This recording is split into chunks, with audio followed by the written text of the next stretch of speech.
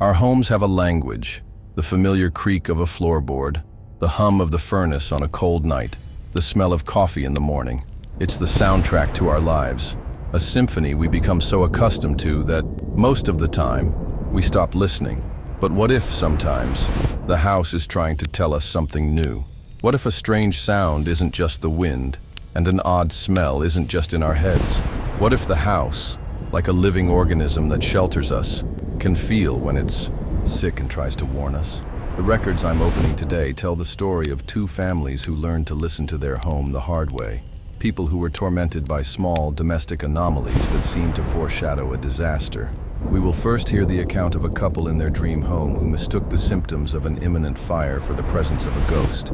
And then, the story of a man whose subconscious warned him of a dangerous structural failure through a vivid dream.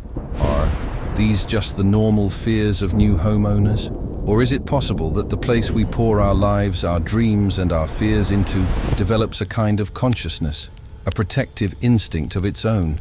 The stories you are about to hear might make you pay a little more attention to the whispers in your own walls. Story 1, full-length version. The House with a Fever. The narration shifts to the voice of a woman in her late 30s. She sounds grounded and practical, but with a lingering sense of awe. This is Sarah's story. My name is Sarah, and my husband, Tom, and I had just bought our first house. We were ridiculously proud. It was a beautiful, old craftsman-style home in a quiet neighborhood in North Carolina, built in the 1920s. It had good bones, as they say, but it needed a lot of cosmetic work. We were young, energetic, and completely in love with the idea of sanding old floors and painting walls together. We saw it not just as a house, but as our life's project. We had no idea that the house's first project was to keep us from dying in it. The first few weeks were a happy chaos of unpacking boxes and making plans. And then the little quirks began. The first thing we noticed was the lights in the dining room. They'd flicker, not a constant, annoying flicker, but a random, almost gentle pulse, usually in the evening. Tom, who is endlessly practical, just sighed and added it to our ever-growing to-do list. Old wiring, he said with a shrug. I'll get to it. A week later, I started to smell it. I was in the upstairs hallway when I caught a whiff of something sharp and acrid, the smell of burning plastic. It was faint, a phantom on the air, and it was gone in a second. Tom, do you smell that? I called out. He came out of the bedroom, sniffed the air dramatically, and shook his head. I don't smell anything but the old house smell you love so much. He was teasing, but it was frustrating. I knew what I'd smelled. The phenomena grew more insistent. The flickering in the dining room became more frequent, sometimes a single aggressive flash that would make us both jump, and the smell, for me, became a constant companion.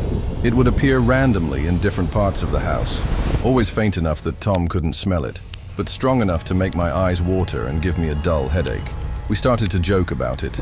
Our ghost is trying to get our attention again, Tom would say when the lights flickered. We named him Walter. It was funny, for a while. It stopped being funny when the sound started. It was a faint, almost inaudible crackling sound. It seemed to come from inside the main wall that separated the dining room from the living room. It was inconsistent. We'd stand there in silence, trying to hear it, and there would be nothing. Then, hours later, when we were watching TV, we'd both hear it. A tiny, crisp crackle. Okay, this is getting weird, Tom finally, admitted, his practical facade starting to crack. He was convinced it was mice. I was convinced it was Walter, our ghost, and I was starting to get genuinely creeped out. The feeling in the house had shifted from charmingly quirky to vaguely menacing. Tom, being Tom, decided to take logical action. He called an electrician. A friendly, older man named George came over. He spent an hour with us.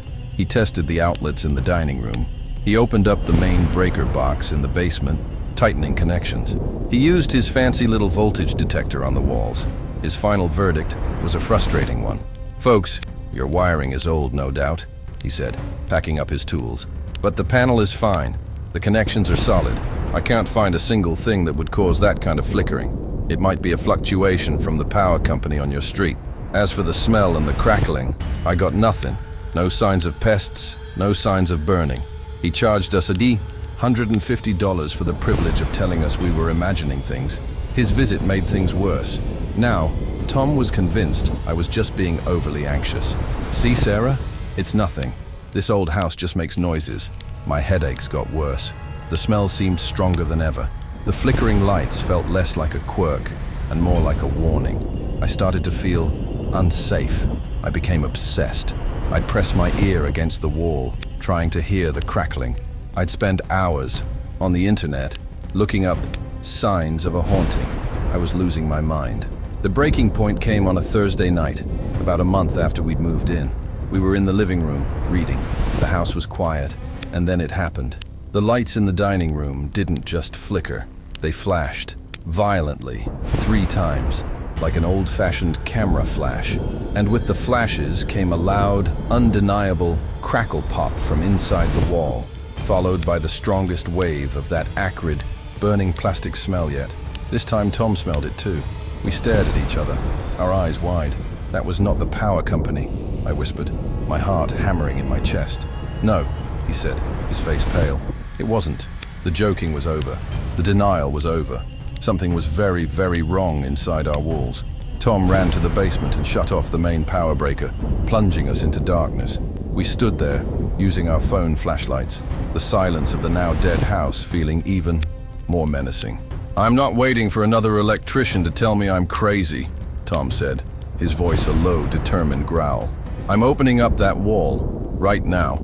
He went to the garage and came back with a drywall saw and a crowbar. I felt a thrill of fear and validation. He drew a square on the wall, right where we'd heard the sound, and started to cut. The sound of the saw was jarring, but it was better than the silence. When he finished the cut, he used the crowbar to pry the section of wall loose. The moment it came off, we knew. A wave of heat rolled out of the wall, and the smell of ozone and burning plastic was overwhelming. Tom shone his flashlight into the dark cavity, and we saw it, a nightmare of wiring. The original cloth-covered knob and tube wiring from the 1920s was still active. At some point, probably during a sloppy renovation in the 80s, someone had crudely spliced this ancient, crumbling system into the modern electrical wires. The junction point was a messy knot of different gauges of wire, held together by nothing more than brittle, blackened electrical tape. The tape had finally given up. The wires were arcing against each other, a constant, tiny lightning storm inside our wall. The heat had charred the old, dry wooden lath behind it to a deep, charcoal black.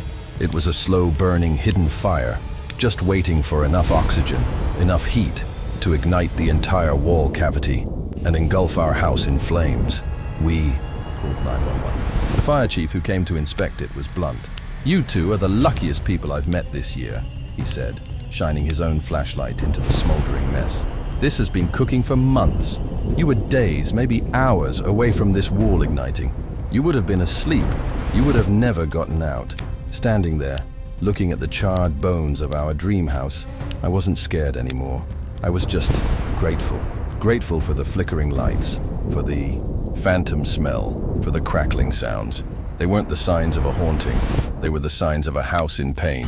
Our house had a fever, and it was doing everything it could to get our attention before it was too late. So now I ask you, do you live in an old house? Do you have those little quirks you've learned to ignore? A light that flickers? A strange smell that comes and goes? A sound you can't quite place? Don't just dismiss it. Don't just get used to it. Listen, your house might be trying to tell you something. It might be trying to save your life. Sarah and Tom's house gave them weeks of warning. It flickered, it crackled, it produced phantom smells. It was a slow, creeping sickness that they, as good detectives, were able to diagnose just in time. The warnings were physical, present in their waking reality. But what happens when the house doesn't have time to give such slow warnings? What if the danger is silent, hidden, and the failure will be sudden and catastrophic? Does the method of communication change? The next account I recorded suggests that it does. It tells the story of a man whose home didn't send a physical clue, but instead bypassed the conscious world entirely. It sent a single, terrifying, and incredibly detailed message directly into his subconscious, into the one place he couldn't ignore it, a dream. Story 2, The Falling Bookshelf. My name is David. I'm a high school English teacher. My life revolves around books. My house is filled with them. They are my friends, my passion, my profession. The centerpiece of our home, my pride and joy, is a massive floor-to-ceiling bookshelf I built myself in our living room. It's not just furniture. It's a monument to a life of reading. It holds hundreds of heavy hardcovers, from Shakespeare to Stephen King, a wall of stories. I always thought of it as the safest, most comforting place in the house. I never imagined it could become a monster. It happened on a Monday night, a completely ordinary night. The kids were asleep. My wife, Maria, was reading on the sofa, and I was in my favorite armchair, right across from the bookshelf, grading essays. I was tired. I drifted off to sleep right there, the papers slipping from my lap, and I dreamed. It wasn't a fantasy or a typical anxiety dream about being unprepared for class. It was hyper-realistic. In the dream, I was right where I had fallen asleep, in my armchair, reading. I could feel the familiar weight of the book in my hands, and then I heard a sound. It was a high-pitched, metallic screech, like a nail being slowly, tortuously pulled from old wood. It was followed by a sharp, splintering crack. In the slow motion of the dream, I looked up. The giant bookshelf was tilting, pulling away from the wall. I saw the drywall crumble around the mounting brackets. I saw the individual screws, long and steel, tearing out of the wall studs as if they were made of wet cardboard. I saw the books, a specific blue copy of Moby Dick, my wife's red leather-bound Shakespeare collection, begin to tumble, to cascade through the air like a waterfall of paper and cardboard. The dream was so detailed, I could even read the titles on their spines as they fell. It ended with the deafening roar of the entire unit crashing down and the absolute final certainty of the crushing impact. I woke up with a violent jolt, letting out a strangled cry. My heart was pounding, my body drenched in a cold sweat. Maria jumped. "David, what is it? What's wrong?" I was breathless, my eyes darting to the bookshelf. It stood there, silent and solid, exactly as it always had. "A nightmare," I gasped. "A horrible nightmare. The bookshelf. It fell." She came over and put a hand on my shoulder. "Honey, it was just a dream. You're probably just stressed from work. That thing is solid as a rock. You built it yourself, remember? You anchored it into the studs." She was right, of course. I had built it. I had used the longest, thickest screws I could find. It was just a dream. A vivid, terrifying, but ultimately meaningless dream. I tried to shake it off, but the feeling of it, the sound of the screws tearing from the wall, stayed with me. The next day at school, I couldn't concentrate.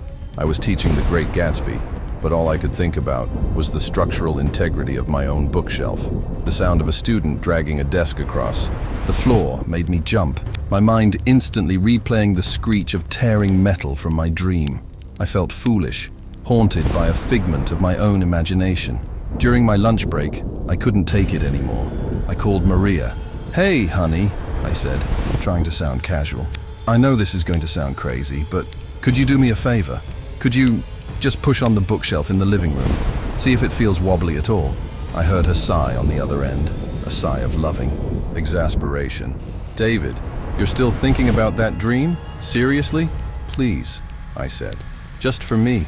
Just push it."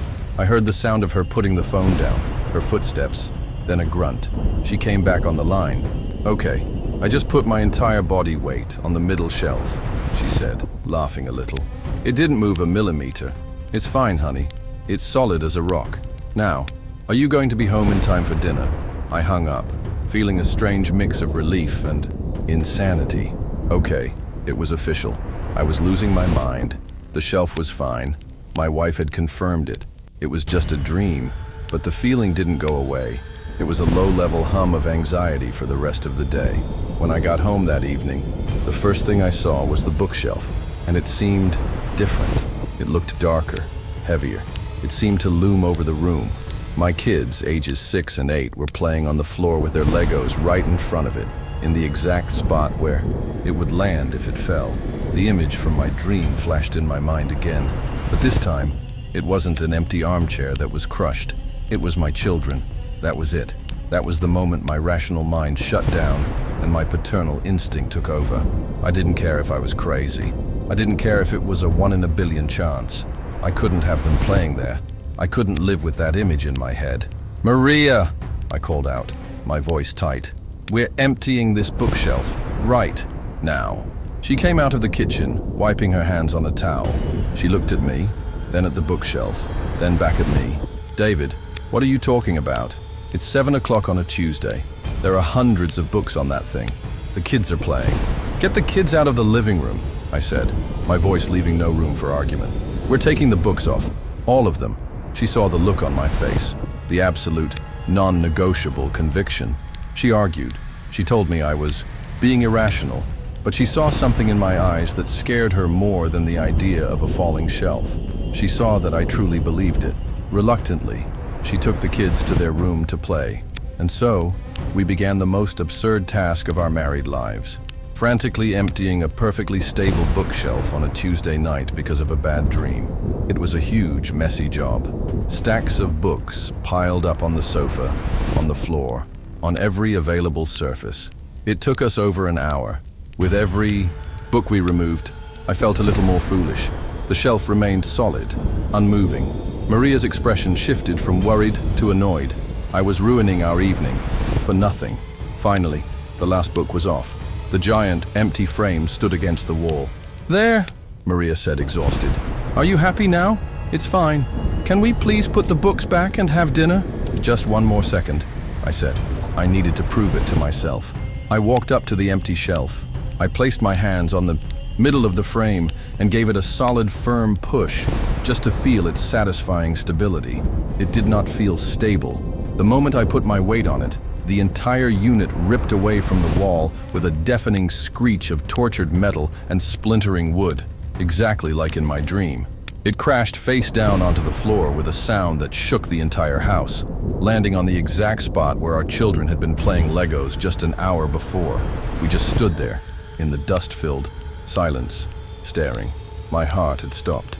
The bookshelf that had been solid as a rock, when filled with the weight of hundreds of books, had come loose with a simple push once that weight was removed. With trembling hands, I shone my phone's flashlight at the wall. The 4 massive steel screws that were supposed to be anchoring the unit into the wall studs were still attached to the bookshelf's frame. They hadn't broken. They had pulled straight out of the wall, and the ends of them were covered in a brownish-red, flaky rust. We found the cause later. A slow, completely invisible water leak from a pipe inside the wall, a single drop every few minutes for years, had soaked the wooden studs behind the bookshelf. The wood had turned soft and rotten, and the screws had slowly, silently corroded from the inside out. There was nothing holding them in place anymore, but dust and inertia. The weight of the books alone was pinning the unit to the wall through sheer pressure. Any significant vibration, a door slamming, the kids roughhousing, a minor tremor, would have been enough to bring the whole thing down. My dream wasn't about the bookshelf. It was about the decay hiding behind it. So I'll ask you, what about those nightmares that feel too real? The ones that are so vivid, so detailed, that they stick with you all day. Maybe it's not just a dream. Maybe it's your mind's way of showing you a danger that your waking eyes can't see. Flickering lights and a screaming dream. 2 stories about the same theme. The house is a harbinger. Sarah and Tom's house sent its warnings into the waking world through the senses. They were physical signs that could be seen, smelled, and heard. David's house, facing a silent and sudden danger, chose a more direct path. It bypassed his conscious mind and delivered the message in a terrifyingly lucid nightmare. It makes me question, what is a home? Is it just a collection of bricks and wood? A shelter from the storm? Or does it become something more? A silent participant in our lives, a witness to our joys and fears? And what if, over time, it absorbs a part of us, developing a protective instinct of its own? As I investigated the history of these 2 properties, searching for a connection, I found something that, at first, seemed like a mere coincidence. But coincidences are often the starting point of my investigation. I discovered in the county records that both houses, though in different neighborhoods and built in different eras, stood on land that, in the early 20th century, belonged to a single vast estate owned by an immigrant family. Digging deeper into the local historical archives, I found the diary of the original matriarch of that estate, a woman named Elspeth. In her writings, she described her belief that a home was a living guardian, She detailed a ritual she performed when building the original homestead, burying small, protective charms in the foundations and blessing the walls, asking the home to always protect the families who lived on her land. Sarah's and David's homes were built upon that blessed land. The warnings they received were not just accidents or dreams. They were the echo of an old promise. The house was simply doing its duty. We call them homes, but perhaps that's too simple. Perhaps they are guardians, built of wood and nail, but held together by an older, more patient kind of love.